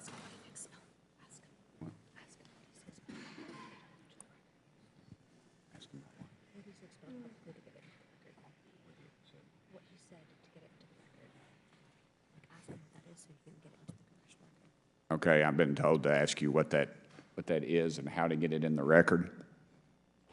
What have you stated publicly in your interviews for the congressional record? If you reference my News Nation interview and I talk about a multi-decade, campaign to disenfranchise public interest, Sorry, Basically. Mr. Chairman, I've gone. Yeah. Thank you. I apologize, Mr. Chairman. I yield back negative 21 seconds. Thank you. Ms. Ocasio-Cortez? Thank you, Mr. Chairman, and thank you to our witnesses for coming here today. I do concur with the ranking member as well as several other members here on this committee that this is a committee for whistleblowers and for the protection of whistleblowers as well. So we understand what you're putting on the table here and what you're putting on the line here, and we thank you for that. Mr. Grusch, you sat on the Unidentified Anomalous Phenomenon Task Force created in the 2020 NDAA, correct? Yes. There have been some things that have been mentioned here during this hearing that I wanted to pick up on. Mr. Graves, you mentioned specifically during the answers to one of your questions, you named Boeing contractors being engaged in an incident regarding this red cube about a football field wide. I was wondering if you could speak a little bit about the interaction, or Mr. Grusch, either of you, the interactions between defense contractor companies and any UAP-related programs or activities. So I'll just say that the information about the contractor himself were provided by a witness, and I have no particular detail in that relationship. Mr. Grusch? The kind of general unclassed wave tops, certainly the contractors, you know, are the metal benders, so to speak, they're the ones actually doing specific performance on government contracts. Are they required to issue any disclosure regarding UAP sightings, or do they engage in any reporting around this? In terms of the contractors, Yes. not that I'm aware of. They do not. Okay. Now, when it comes to notification that you had mentioned about IRAD programs, we have seen defense contractors abuse their contracts before through this committee. I have seen it personally, and I have also seen the notification requirements to Congress abused. I am wondering, one of the loopholes that we see in the law is that there is, at least from my vantage point, is that depending on what we're seeing, is that there are no actual definitions or requirements for notification. What methods of notification did you observe? Like when they say they notified Congress, how did they do that? Do you have insight into that? For certain IRAD activities, I can only think of ones conventional in nature. Sometimes they flow through certain, I'll just say, SAP programs that have cognizant authority over the Air Force or something, and those are congressionally reported compartments, but IRAD is literally internal to the contractor, so as long as it's money, either profits, private investment, et cetera, they can do whatever they want. To put a finer point on it, when there is a requirement for any agency or company to notify Congress, do they contact the chairman of a committee? Do they get them on the phone specifically? Is this through an email to hypothetically a dead email box?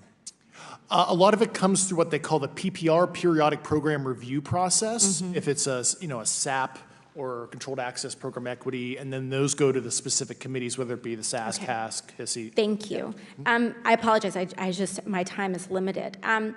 Mr. Graves, one of your main concerns is that the FAA currently does not have an official process to receive reports of UAP from pilots or others, correct? Correct. And in your experience, what data should the Aero program prioritize for potential collection? We have, location, date, time, but are there other specific characteristics that should be included in these reports? Certainly. I think that there's two categories that would be important. One would be kinematics and understanding the specifics of how the vehicle or objects are moving. And the second would be a more zoomed out approach of being able to look at origin and destination before the incident, as well as getting a better contextual understanding of how these objects are interacting with each other. Thank you. Now, because I only have a minute left, I apologize, we only have 5 minutes today, but for the record, if you were me, where would you look? Titles, programs, departments, regions, if you could just name anything. And I put that as an open question to the three of you. I'd be happy to give you that in a closed environment. I can tell you specifically. Thank you. Commander Fravor? And I would say, and I've told people that you have to know where to look. They're not going to divulge it to you because of the classification levels. But if you know where to look and who to talk to, which is exactly what Mr. Grusch can point you, then you have them. Okay. Mr. Graves? I was an operator, so I was depending on folks like Mr. Grusch to do that homework. Okay. Thank you very much. I yield back to the chair. Mr. Biggs? Thanks, Mr. Chairman. I thank the witnesses for being here today. I'm over here. Thank you so much for being here. I want to get into specifics here, and a reason I'm going to go this way is because you've talked a bit about what I would call misdirection by official U.S. government with regard to UAPs, right? And so I'm going to get to that in a second. But last week, White House NSC spokesman John Kirby stated that UAPs are having an impact on our training ranges and need to be treated as a legitimate issue. Do you concur with his statements? That's for each of you. Yes. Yes. Yes. Okay. Now, having said that, I'm going to take you to specific instances around the Phoenix Valley, because that's where I live. In '97, we had the famous Phoenix light case. I don't know if any of you are familiar with that. There were two things that went along with that, and the explanation was military training range off Luke and the Barry Goldwater Range. Do you know anything different other than the official explanation of those lights? Only what's in the public vernacular about it. That was outside the scope of my duties. And if we wanted to, just my question along with my colleague from New York, Ms. Ocasio-Cortez, if we wanted to find out more about that, where would we go to find the files, and who would we address? And are you going to tell me we need to go to a SCIF so you can tell us in a SCIF? I could potentially give you a vector on that. That specific case, I'm familiar with it in terms of public, but I give you a vector in enclosed environment, yeah. That would be good, thank you. So if it's true that UAPs are having an impact on training ranges, and this administration considers it to be a legitimate issue, what steps can Congress take to address training range impacts? And I say that having two very large training ranges in my state. And so we'll start with Mr. Graves and going down the panel. Some of the initial procedures have been implemented, such as within the United States Navy, that have a range failure report that gathers information from pilots. I understand that a service-wide reporting mechanism is still pending. However, that would be a great next step, not only for gathering information, but for showing the troops that it is an acceptable topic and reducing the stigma. Okay, please, all of you continue. Yeah, as a recipient of a lot of those training range reports, sometimes we only get contextual kind of oral reporting. It'd be nice if they attached all sensor data and there's a system in place that can handle multiple classifications of data. And that's an issue with the F-35, right? That jet was never built to be an ISR platform. And it's a pain in the, we'll just say, butt to get that data off. So, yeah. Great. Thank you. Yeah, I would agree with the previous two, being a user of those training ranges, that the data has to be out there. You have to acknowledge that you're seeing them, and then you have to collect the data. Right now, you get the report, someone says, I saw something, but no one collects the radar data to back it up and do research. Okay. Do you believe that the 2019 classification guidelines for UAPs interferes with the federal government's ability to be transparent with the American people? And do you think we need to be more transparent with the American people? All of you, yeah. I'll say yes to that. Yeah, I'm familiar with at least the UAP Task Force 2019 Security Classification Guide. I think it's fair. I did actually help author that with the director. you got a bias that way then. But I will say, I'll call it a lazy attitude about declassifying videos. I mean, I've seen some of the videos of the recent shoot down, and I saw no reason that couldn't have been released as long as they mask some data. The American people deserve to see that imagery and full motion video. I would think, well, in my opinion, I will say things are overclassified. I know for a fact the video or the pictures that came out in the 2020 report that had the stuff off the East Coast, they were taken with an iPhone off the East Coast. A buddy of mine was one of the senior people there, and he said they were originally classified to TSSCI. And my question to him was, what's TSSCI about these? They're an iPhone literally off the vacapes. That's not TSSCI. So they're overclassified, and as soon as they do that, they go in a vault, and then you all have to look for them. Yeah, so with the overclassification, that may be one way. Are there other ways that the DOD or intelligence agencies are keeping this information from the American people or even from Congress? I think part of that has been not encouraging reporting. If the problem is not something that can be measured, it's not something that's going to be fixed. Okay, very good. Well, I'm out of time, and I thank you, Mr. Chairman, and I yield back. First of all, without objection, Representative Nick Langworthy of New York has waived on the subcommittee for purpose of questioning witnesses at today's subcommittee hearing. And then we go to Mr. Burleson. Thank you, Mr. Chairman. Appreciate you guys coming out today, testifying. Look, I've been here for 6 months, and I'm pretty skeptical. I don't trust anything in this town. And so I think that's because I'm from Missouri. You've got to show me, right? With that being said, there's been a lot of things that have been said in the public, Mr. Grusch, and so I want to get down to, if we can, some specifics, right? So at one point you had said that there has been harmful activity or aggressive activity. Has any of the activity been aggressive, been hostile in your reports? I know of multiple colleagues of mine that got physically injured. And the activity, and I got to by UAPs or by people within the federal government? Both. Okay, so there has been activity by alien or non-human technology and or beings that has caused harm to humans. I can't get into the specifics in an open environment, but at least the activity that I personally witnessed, and I have to be very careful here because they tell you never to acknowledge tradecraft, right? So what I personally witnessed myself and my wife was very disturbing. Okay. One of my constituents actually sent this next question, and I figured I'd ask it since I had the same thought. You've said that the U.S. has intact spacecraft. You said that the government has alien bodies or alien species. Have you seen the spacecraft?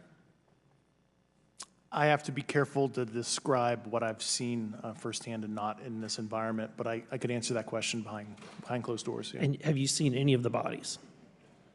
That's something I've not witnessed myself.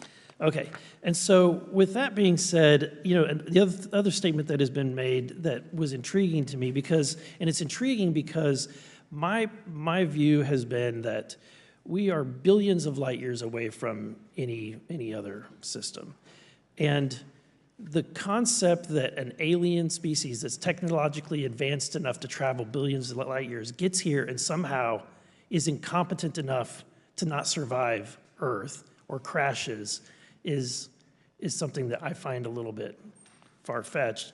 And with that being said, you have mentioned that there's interdimensional potential. Could you expound on that?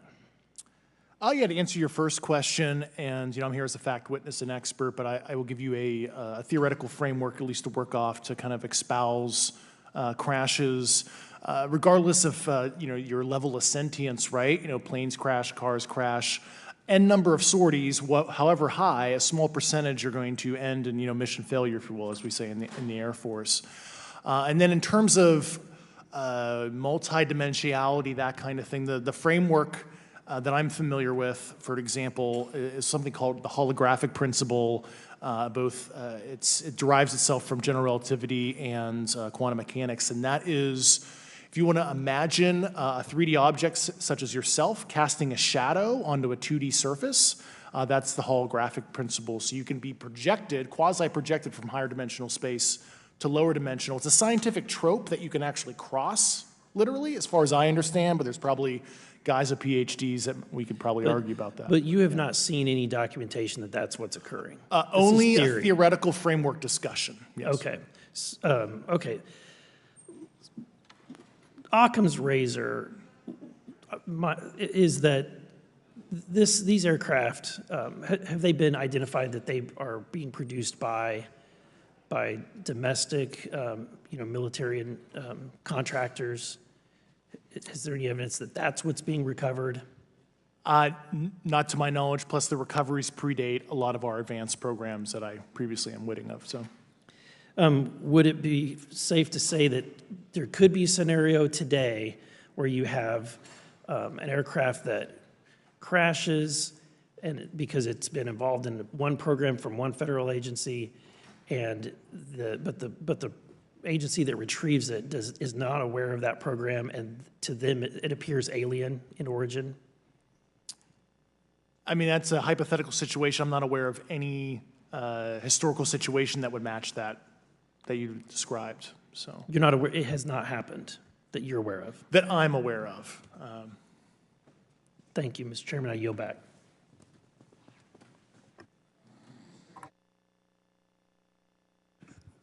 Several months ago, my office received a protected disclosure from Eglin Air Force Base indicating that there was a UAP incident that required my attention. I sought a briefing regarding that episode and brought with me Congressman Burchett and Congresswoman Luna. We asked to see any of the evidence that had been taken by flight crew in this endeavor and to observe any radar signature as well as to meet with the flight crew. We were not afforded access to all of the flight crew. And initially, we were not afforded access to images and to radar. Thereafter, we had a bit of a discussion about how authorities flow in the United States of America, and we did see the image. And we did meet with one member of the flight crew who took the image. The image was of something that I am not able to attach to any human capability, either from the United States or from any of our adversaries. And I'm somewhat informed on the matter, having served on the Armed Services Committee for 7 years, having served on the committee that oversees DARPA and advanced technologies for several years.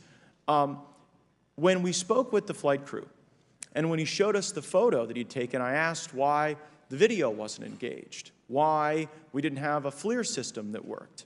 Here's what he said. They were out on a test mission that day over the Gulf of Mexico. And when you're on a test mission, you're supposed to have clear airspace. Not supposed to be anything that shows up.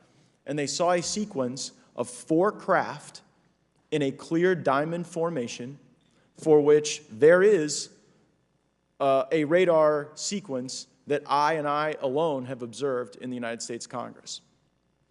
One of the pilots goes to check out that diamond formation and sees a large floating, what I can only describe as an orb.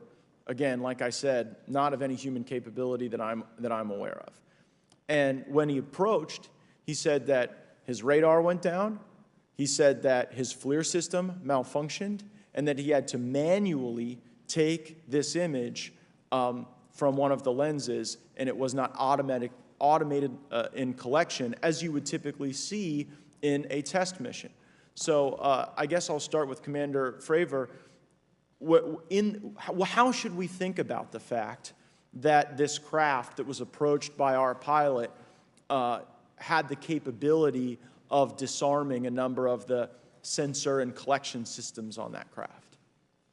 Well, I think this goes to that national security side, and you can go back through history of things showing up at certain areas and disabling our capabilities, which is disheartening. And for us, I mean, like I said, it completely disabled the radar on the aircraft when it tried to do it, and the only way we could see it is passively, which is how he got that image. So I think that's a concern on what are these doing, not only how do they operate, but their capabilities inside to do things like this. And how should we think about 4 craft moving in a very clear formation, equidistant from one another, in a diamond? In all of the phenomenon, perhaps, Mr. Grave, that you've analyzed, have we ever seen multiple craft in a single formation? I have one particular case, and that was during the gimbal incident. The recording on the AT FLIR system shows a single object that rotates. You hear the pilots refer to a fleet of objects that is not visible on the FLIR system, and that was something that I witnessed during the debrief as part of the radar data on the situational awareness page. I would like to add, however, Congressman, there's a small bit of anger, I would say, I would feel that those pilots are still facing that difficulty in reporting this topic, and they don't have the tools to be able to mitigate this issue. It just goes to show how serious this is and why this is such an important issue for our pilots and for our nation. It was stated explicitly to me by these test pilots that if you have a UAP experience, the best thing you can do for your career is forget it and not tell anyone. Because any type of reporting, either above the surface or below the surface, does have a perceived consequence to these people, and that is a culture we must change if we want to get to the truth. Mr. Chairman, I would observe that perhaps as we move forward from this hearing, there are some obvious next steps. Every person watching this knows that we need to meet with Mr. Grusch in a secure, compartmentalized facility so that we can get fulsome answers that do not put him in jeopardy and that give us the information we need. Second, I would suggest that the radar images that were collected of this formation of craft out of Eglin Air Force Base, and specifically the actual image taken by the actual flight crew that we can actually validate, be provided to the committee, subpoenaed if necessary, so that we're able to track how to get this type of reporting and analysis done in a more fulsome way. That would be my recommendation, humbly, as a guest here of the fine Oversight Committee. I yield back. Ms. Mace?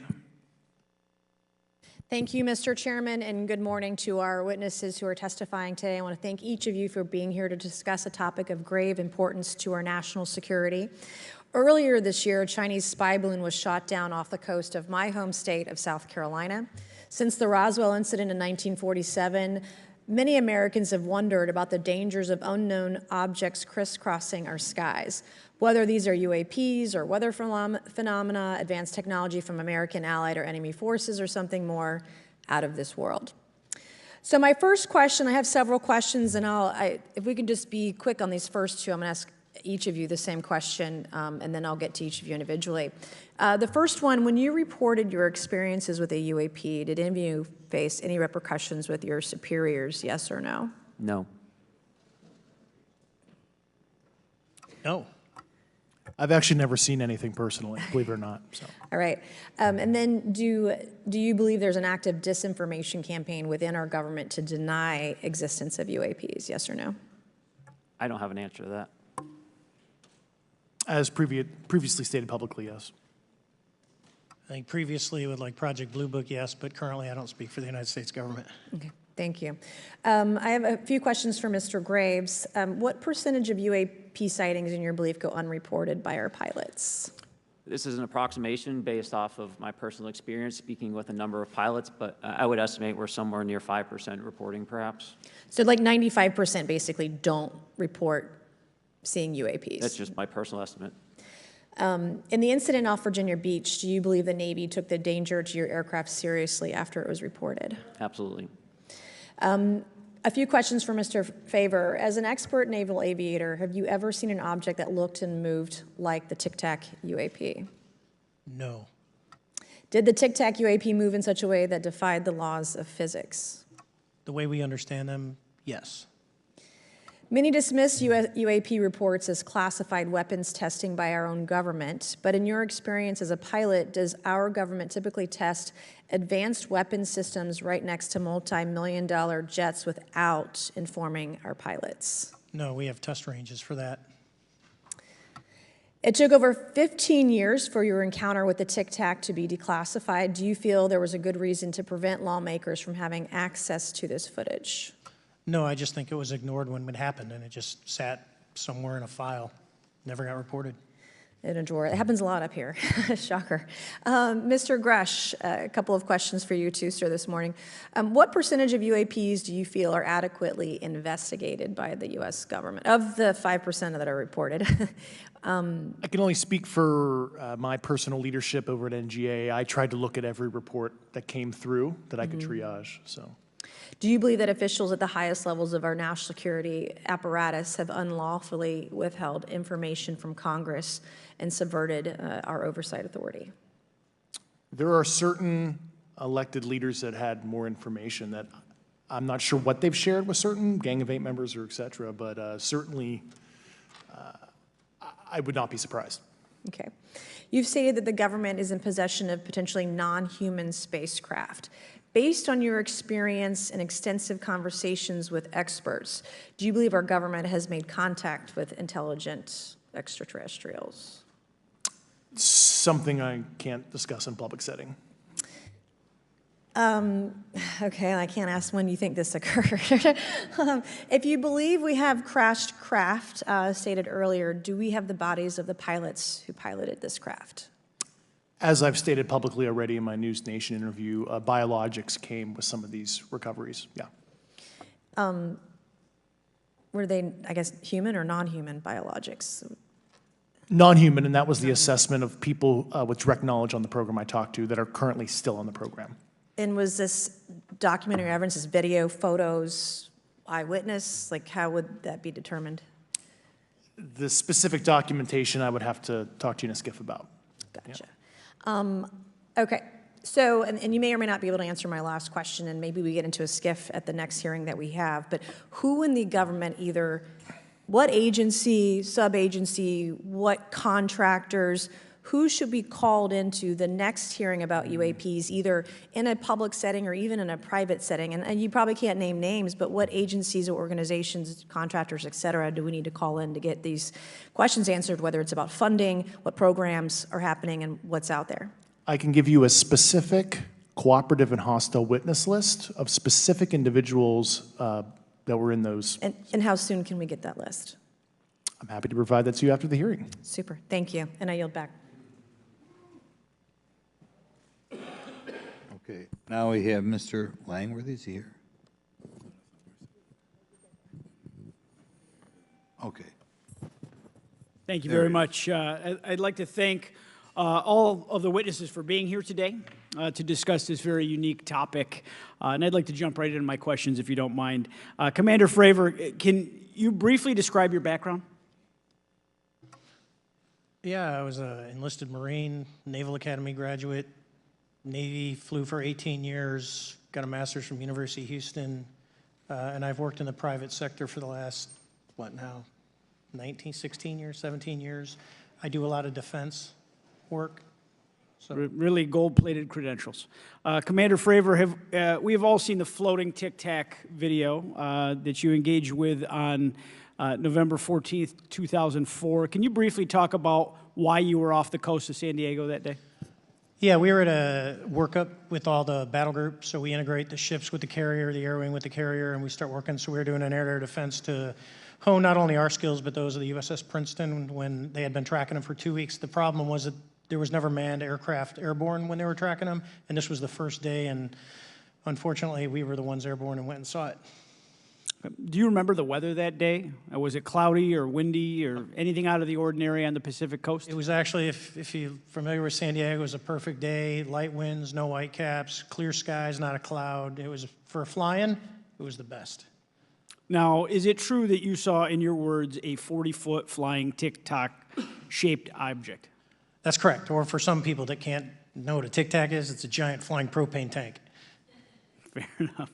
Did this object come up on radar or interfere with your radar or the USS Princeton? The Princeton tracked it, the Nimitz tracked it, the E-2 tracked it. We never saw it on our radars. Our fire control radars never picked it up. The other airplane that took the video did get it on a radar. As soon as it tried to lock it, it jammed the radar, spit the lock, and he rapidly switched over to the targeting pod, which you can do in the F-18. From what you saw that day and what you've seen on video, did you see any source of propulsion from the flying object, including on any potential thermal scans from your aircraft? No, there's none. There's no IR plume coming out, and Chad, who took the video, went through all the EO, which is black and white TV, and the IR modes, and there's no visible signs of propulsion. It's just sitting in space at 20,000 feet. In your career, have you ever seen a propulsion system that creates no thermal exhaust? No. Can you describe how the aircraft maneuvered? Abruptly, very determinate. It knew exactly what it was doing. It was aware of our presence, and it had acceleration rates. I mean, it went from 0 to matching our speed in no time at all.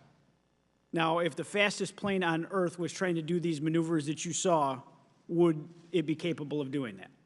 No, not even close. And just to confirm, this object had no wings, correct? No wings. Now, was the aircraft that you were flying, was it armed?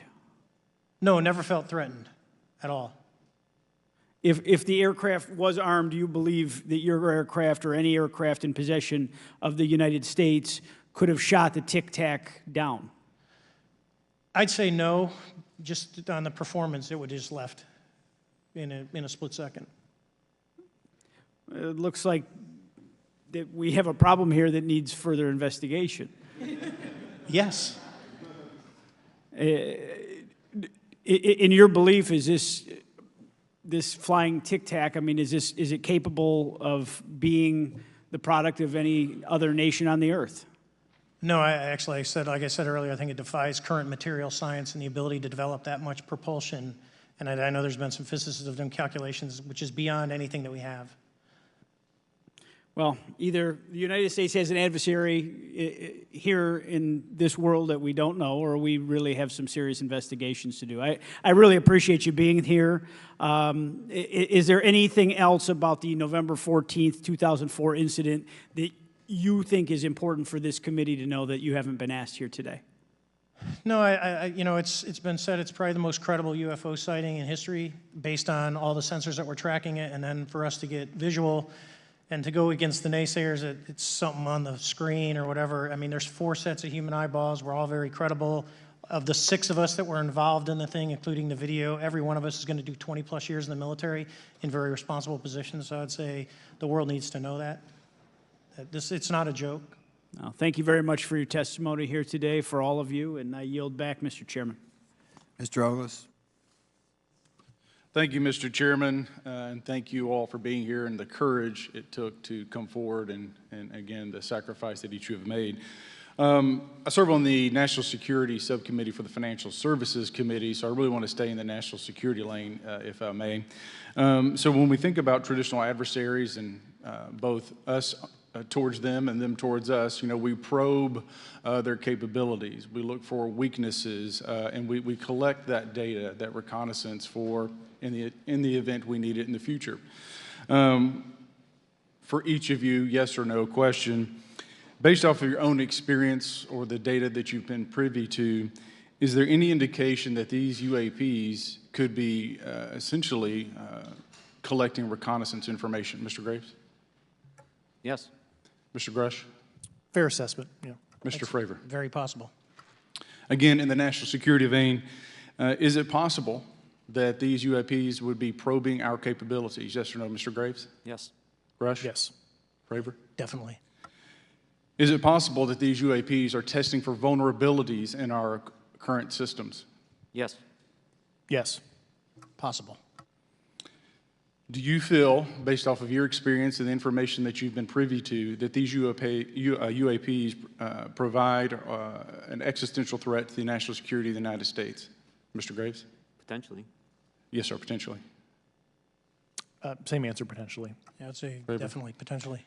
Mr. Graves and Fravor, you know, in the event that your encounters had become hostile, would you have had the capability to defend yourself, your crew, your aircraft?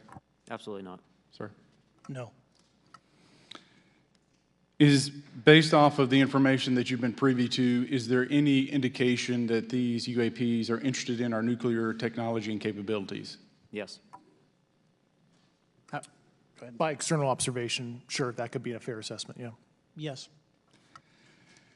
Is there any indication that the Department of Energy is involved in UAP data collection and housing? I don't have an answer.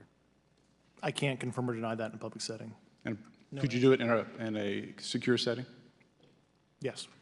Mr. Fravor? No, I don't know.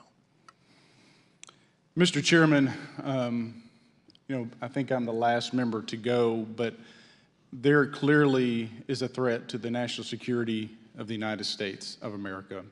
As members of Congress, we have a responsibility to maintain oversight and be aware of these activities so that, if appropriate, we take action. I would encourage the chairman to demand that we have any and all, but in particular Mr. Grusch, talk to us in a skiff. And if that access is denied, I will personally volunteer to initiate the Holman Rule against any personnel or any program or any agency that denies access to Congress. Mr. Chairman, with that, I will yield the remainder of my time to my fellow colleague from Tennessee, Mr. Burchett. Thank you, Mr. Chairman. Thank you, Mr. Ogles, for the great questions, brother. Mr. Grusch, I might have asked this before, but I want to make sure. Do you have any personal knowledge of someone who's possibly been injured working on legacy UAP reverse engineering? Yes. Okay. How were they injured? Was it is it something like a radioactive type situation or something we didn't understand? I've heard people talk about Havana syndrome type incidences. What was your recollection of that? I can't get into specifics, but you could imagine assessing an unknown unknown. There's a lot of potentialities you can't fully prepare for. How do you think we ought to handle UAP whistleblower complaints like yours in the future? Yeah, there was some issue with mine. So, PPD 19 process, it goes to the intel committees, either through PPD 19 or ICD 120. There's not a good way for the Intelligence Community Inspector General to provide that to other committees. And I asked my information to be sent to the House and Senate Armed Services Committee because there are Title X equities at play, but there was no smooth process to do so. Yeah. That's a trash can. Are you aware of any individuals that are participating in reverse engineering programs for non-terrestrial craft?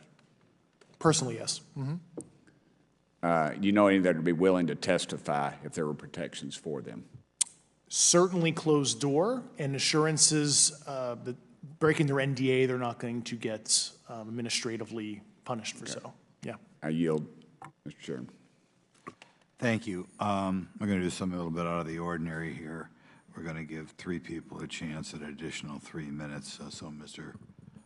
Burchett, do you want to keep going? Why don't you come back to me, Mr. Chairman? Ms. Luna, if she's on, is she on that list? Sure. Chairman, I'd like to submit for the record an article by News Nation, and it follows Mr. Grusch's full interview for the record. Without objection. Thank you. Mr. Grusch, why is it that you refer to the phenomenon as non-human intelligence? Why deviate from the basis of extraterrestrial life? I think the phenomenon is very complex, and I like to leave an open mind analytically to specific origin. When you say specific origin, are you referring, can you elaborate on that for those that might not? If it's a traditional extraterrestrial origin or something else that we don't quite understand from either a biological or astrophysics perspective, yeah, I just like to keep an open mind on what it could be, yeah. Okay, and referring to your News Nation interview, you had referenced specific treaties between governments. Article 3 of the Nuclear Arms Treaty with Russia identifies UAPs. It specifically mentions them. To your knowledge, are there safety measures in place with foreign governments or other superpowers to avoid an escalatory situation in the event that a UAP malevolent event occurs? Yeah, you're referring to actual a public treaty in the UN Register. It's funny you mentioned that. Yeah, the Agreement on Measures to Reduce the Risk of Outbreak of Nuclear War signed in 1971. Unclassified treaty publicly available. And if you cite the George Washington University National Security Archives, you will find the declassified in 2013 specific provisions in the specific red line flash message traffic with the specific codes pursuant to Article 3 and Article, also Situation 2, which is in the previously classified NSA archive. What I would recommend, and I tried to get access, but I got a wall of silence at the White House, was those specific incidents when those message traffic was used. I think some scholarship on that would open the door to a further investigation using those publicly available information. Thank you. And then my last question with 51 seconds remaining.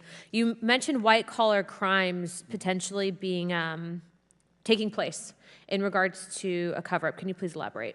I have concerns based on the interviews I conducted under my official duties of potential violations of the Federal Acquisition Regulations, the FAR.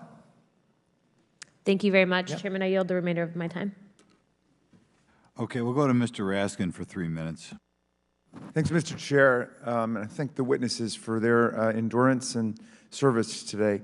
Mr. Fravor, you've described your episode in detail now, and you call it the most credible UFO sighting in history.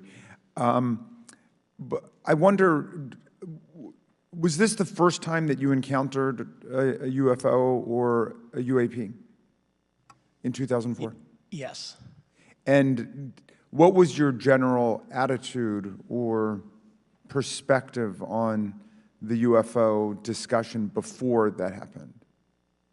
I never felt that we were alone with all the planets out there, but I wasn't a UFO person.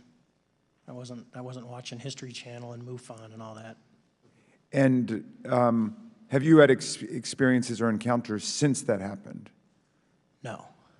And so have you formed any general conclusions about what you think you experienced then?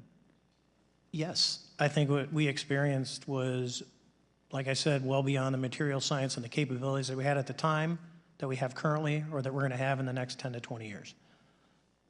Very good. Mr. Grusch, you've been able to answer in great detail on certain questions, and then other things you say you're not able to respond to. Can you just explain where you're drawing the line and what's the basis for that? Yeah, based on my DOPSR security review and what they've determined that is unclassified. I see. So you're answering any questions that just call upon your knowledge of unclassified questions, but anything that relates to classified matters you're not commenting on in this context? In an open session, but happy to participate in a closed session at the right level, yeah. Okay. And Mr. Graves, you've said that there are dozens of fellow pilots, military pilots. Are there also commercial pilots who've encountered the same kind of sightings that you described before? They are similar. Commercial pilots have less range and less sensors to be able to reach out and look for objects over wide swaths of airspace. And so pilots are seeing them, commercial pilots are seeing them, and they're typically closer, and the range of what they're seeing is pretty large. What is the most vivid, concrete sighting with the naked eye of the objects that you described before, the cube-like objects? Certainly. I think the most vivid sighting of that would have been near midair that we had at the entrance to our working area. One of these objects was completely stationary at the exact entrance to our working areas, not only geographically but also at altitude. So it was right where all the jets are going, essentially, on the eastern seaboard. The two aircraft flew within about 50 feet of the object, and that was a very close visual sighting. And you were in one of the aircraft? I was not. I was there when the pilot landed. He canceled the mission after, and I was there. He was in the ready room with all his gear on, with his mouth open, and I asked him what the problem was, and he said he almost hit one of those darn things. He said he was 50 feet away from it? Yes, sir. And his description of the object was consistent with the description you gave us before? A dark gray or a black cube inside of a clear sphere. Inside of a clear sphere? Yes. And with no self-evident propulsion system? No wings, no IR energy coming off of the vehicle, nothing tethering it to the ground. And that was primarily what we were experiencing out there. I'm over time. Thank you very much for your service, and I yield back to you, Mr. Chairman. Very good. Mr. Burchett. Thank you, Mr. Chairman. This is for all three of y'all, starting with Mr. Graves. Why did you come forward on this issue? I came forward because I felt that my colleagues did not have a way to mitigate this safety threat, and I wanted to help them. I was trained as an aviation safety officer by the Navy, and it just felt right. I felt like I had to help the folks that were still flying and dealing with this. Mr. Grusch. Purely a sense of duty. I first swore an oath when I was a cadet 18 years ago, and I still uphold that even out of the uniform. Commander. I was pestered by a friend, and I asked why, and he said, you're the one person that they can't discredit, and you'll add credibility to the New York Times article. And so after about 6 times, I said, okay. Honest. Yeah. This town isn't made, unfortunately, by people like y'all. We thank y'all. And I do want to also thank the people in the audience and the people that are watching this that can't be, people all over the world that have kept this issue alive. You've endured criticism and derogatory remarks, and we're trying to get to the bottom of it. And so God bless y'all. Thank y'all so much. We really appreciate you guys and gals.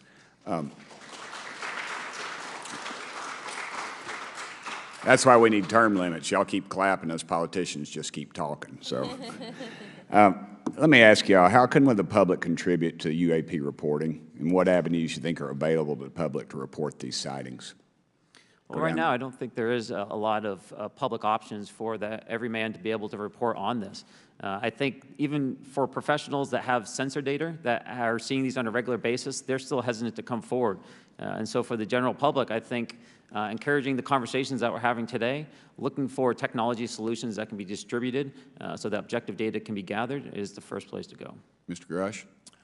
I'll just touch on the whistleblower side of it. I do encourage, current and former military, intelligence community, and industry contractors to come forward in a legal way, either through the IC or DoD or whatever the cognizant IGs are, to lead, join me in this discussion. Commander, and I guess I should say this for the record. My daddy was United States Marine Corps, 1st Marine Division, so. Hoorah. Yes, sir. He was old school, him and Chesty Puller on Peleliu, so thank you, wow. brother. Wow. Yes, sir. I'm not anything like my daddy. He was incredible. I'm very mediocre, to say the least, but go ahead. You seem to be doing fine. Yeah. For me, I was an accident investigator, so the biggest thing that you learn, and I think that witnesses need to do is, one, don't try and make the fish bigger than it was. Stick to the facts, write it down, and don't speculate what you think it is because it will sway your decision. Just write the facts down. We can get all the facts together and we can start to investigate and get a real honest story instead of it was this big. Thank you all, and I want to thank everybody. We made history today. Mr. Chairman, I yield. Thank you much, Mr. Garcia. Thank you. I know now we're going to be making some closing remarks, and so I just wanted to say a few things. First, to our witnesses, I want to thank all of you for being here with us today. I know that it takes a lot of courage. You're telling really important information to this committee, and I just want to thank you also for all three of you, your service to our country. I also want to just note that today's hearing was both important but also serious, and I want to thank our subcommittee chairman, Mr. Grothman, I think for running a very fair and substantive hearing. I do want to thank the committee staff on both sides for the amount of work that it took to put this hearing in place, and certainly to all the members that have been involved in this issue prior to the hearing. I also want to note for our witnesses and for the public that I'm a freshman member of Congress, and I've only been here for 7 months, but this is by far the most bipartisan conversation and discussion that I have seen happen in the Congress. And I think that a topic of this significance as it relates to our national security, as it relates to information that we're trying to gather for the American public, does bring people together, and I think that's been really great to see. I think it's also important to note for the public, today in our hearing, we had on our side also both our full ranking member, which is Mr. Raskin, and our vice ranking member, which is Ms. Ocasio-Cortez, both here at our hearing. I think it shows the importance and seriousness that our side of the aisle is taking to this important hearing, but also to the broader issue as it relates to working with our Republican counterparts on this committee. I want to additionally add that I think it's really important that we have and continue these discussions and these hearings. Clearly, there's a lot of information that we don't know, but it's also very clear that we have to continue our investigation and accountability on asking the right questions and ensuring that they're part of the public record. One thing that was important today is some folks might wonder, why are we asking questions that might already be out there or that have been asked before? It's important that they're asked and put into the public record as it relates to this committee. And so I want to thank you for answering some questions multiple times, I know, not just in maybe meetings you had with some members, but also here in the public. Let me also just add an additional note that it's important also that our friends in the media and those that are not just reporting on this hearing, but that have reported on this topic and that may in the future, the media has an important role in this process. And it's very important that the media engages, does independent investigation, and reports on not just what happened today, but what they see independently as what is happening around UAPs in the broader community.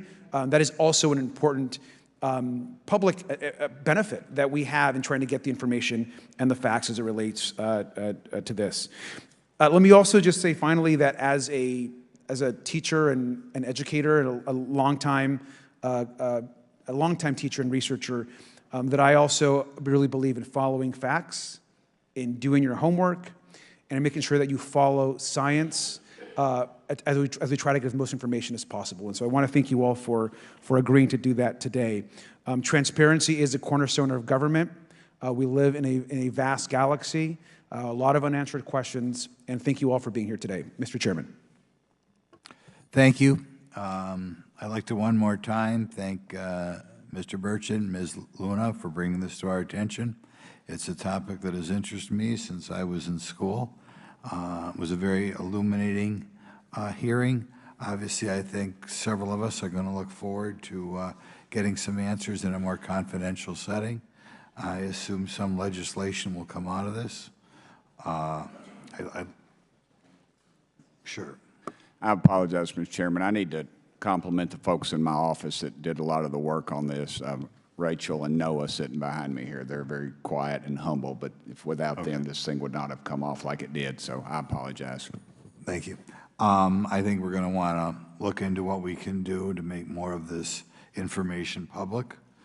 I think there's certainly a time period after which it should always be made public, and people have been concerned about these issues, like I said, since I was in high school.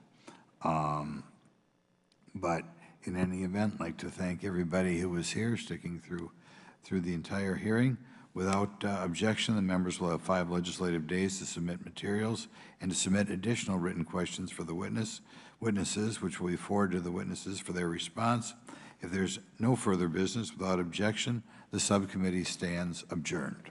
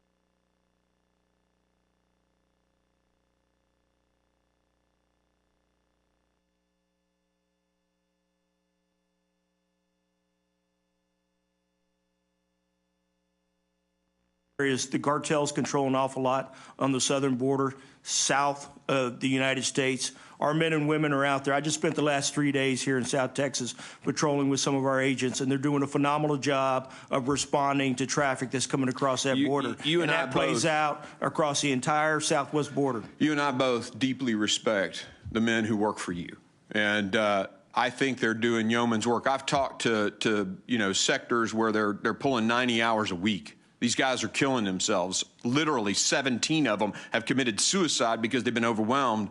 Why is this huge surge here? What's the cause? What's the difference? You were here under the last administration, during COVID, all the excuses that have been given. So what changed? Several things have changed, I think, across the world, if you think about it this way. We've seen individuals from 159 countries already this fiscal year. So why do they feel suddenly, after January of 2021, that they can come here? I would think that we have what we call push and pull factors. Some of those push factors are certainly going to be economic conditions in their host countries. Those were there before, yes, Chief. Sir. I mean, they were there before. Hurricanes happened in Central America before. What changed? I think as you look at the U.S. and what we're experiencing now with the economic conditions that we have here, when you think about the health conditions that we have here, we're in much better position than most of the countries that we're dealing with just to ourselves. I would assert to you that all that was there before January 21.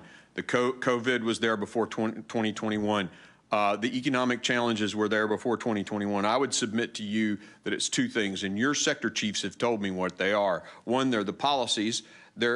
And those policies came from the promises the president made during his campaign. And 2, the State Department has allowed the return agreements to expire. Not renegotiating those agreements has prevented ICE from being able to send people back. Is that not correct? I will tell you, our inability to repatriate individuals to certain countries is a tremendous challenge for us, and I would agree with that. On the administration. Thank you. I yield. I've taken a little extra time. My apologies to my colleagues. I'll now recognize Mr. Higgins for his comments and questions. Director Kagan, it's good to talk to you, sir. God bless you. I hope you and your family are well. I'm going to talk to you about China and Chinese nationals crossing the border and HSI's involvement regarding those individuals. It's noted that there's an increase in Chinese nationals apprehended at the southwest border, and we know that many of the precursors that are used to create fentanyl are made in China. A lot of fentanyl entering our country originates in China. And now we're seeing an increase in Chinese nationals being captured, which means there's an increase in Chinese nationals that are not being captured. It's been presented to me, it's been posited that the Chinese that are effectively evading law enforcement at the border and entering into our country recognize that over the course of the next couple of years, Republicans are going to take very aggressive actions to gain control, operational control of our border, and shut down this wide open trafficking that they're currently enjoying.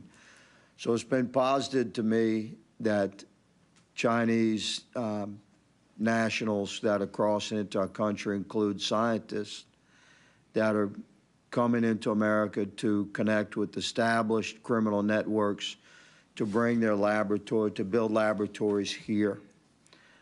Are Chinese nationals, is HSI looking into this, are Chinese nationals entering America illegally to connect with established criminal networks and bring their laboratory capabilities here into the continental United States because they know the day is coming where we'll have a Republican president and we'll regain control of the border? Representative Higgins, thank you very much for the question. Good to see you as well.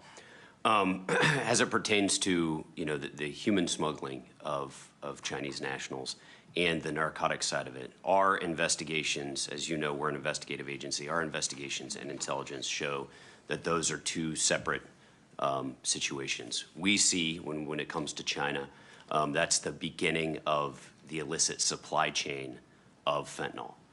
We know, we don't have the visibility that we need, of course, into China, but as an investigative agency, we have the visibility of precursor chemicals as they leave Chinese ports to venture across the water into Mexico. Eventually, those precursors will end up in Mexican labs where the actual pills are produced. That's what HSI does. That's where we are strong, and that's where we're critical to this entire supply chain, which is attacking the supply chain at those critical nodes. We can stop the container ships full. I mean, we're talking container ships. We've seized, I believe it's a little bit over 3.3 million pounds of precursor chemicals coming from China entering into Mexico. When those precursors enter into Mexico, what we do is try to stop them from getting into the labs in Mexico where it's synthesized, right? That's where the drugs are produced. That's where the cartels are producing it. We utilize our transnational criminal investigative units, which we have a very robust and strong criminal investigative unit in Mexico. Mexican prosecutors, Mexican officials working with us. As I've said multiple times in open hearings, they're working on behalf of the American people. So what we utilize is their efforts, intelligence community and our efforts in order to stop these drugs from coming into the United States and push our borders out to try to alleviate the pressure on our DHS partners and friends so they're not feeling so much of the fentanyl coming in. But to answer your question, we do not see the link investigatively or intelligence right now of the human smuggling aspect as it pertains to the fentanyl coming in from China. Well, we'll talk further about that in person. Mr. Chairman, I don't see a clock. How much time? Right here. All right, Chief, it's good to see you again, sir. God bless you. Hope you and your family are well. These are difficult times that we face to enforce the laws of our land as we've sworn an oath to do so. And you're at the point of that spear, and to a great deal, you're held responsible. And I think you're a responsible man. I would like to, in my remaining no time, just answer this question regarding commands that are coming down from Secretary Mayorkas. It's come to our attention that many commands that ultimately arrive at the field level don't have much of a paper trail. They've been communicated verbally. You could speak to that. And how does that relate to our aerostat techs? Why are the aerostats down? That's a DOD cooperative operation. They worked. Why are they down? I was told in January they were being pulled down for the first quarter. I'll give you a real quick 30 seconds, Chief, to answer that. Sorry. Thank you, Chairman, and good to see you again, Mr. Higgins. I will tell you that with respect to the chain of command, both ICE, myself, and our DHS partners meet quite regularly with the department, more specifically with the Secretary. We have constant conversations and dialogue about ongoing operations, and certainly he's made multiple trips down to the southwest border. So I do appreciate the level of support I get from both our Commissioner, Troy Miller, and Secretary Mayorkas with respect to some of my requests on capacity building and making adjustments to our operations in the field. With respect to the aerostats, that's a very expensive program, $4.6 million for each one of those aerostats. We have 4 of them deployed here in South Texas. They're doing a phenomenal job. We are looking at alternatives to be able to use similar-like technology that may be less expensive, and then we're going to try and do everything we can to incorporate that into our normal operations. Thank you. Thank you. I'll now recognize Vice Chair Guest from Mississippi. Thank you, Mr. Chairman. To both of our gentlemen, thank you for being here. Thank you for the men and women that serve under your command. I want you to know that the frustration and the anger that you may feel today is not directed at you personally, and it's clearly not directed under the men and women that serve under you, but is directed at this administration, which has not only failed the American public, but has failed the officers that serve with you. Chief, I want to expand a little bit on something that Chairman Green touched on.